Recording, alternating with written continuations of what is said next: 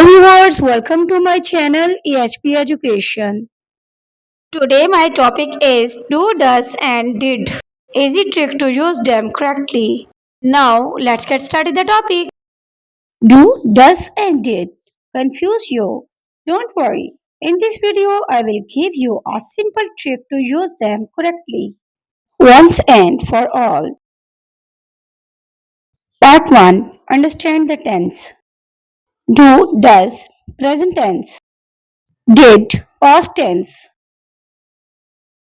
Part 2. Focus on the subject. Subject. I, we, you, they. Helping verb do. He, she, it. Helping verb does.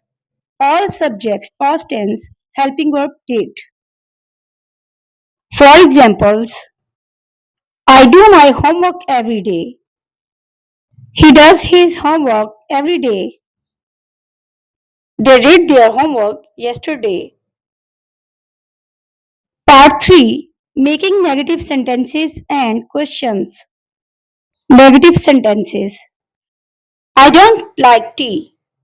She doesn't like tea. We didn't go there. Questions.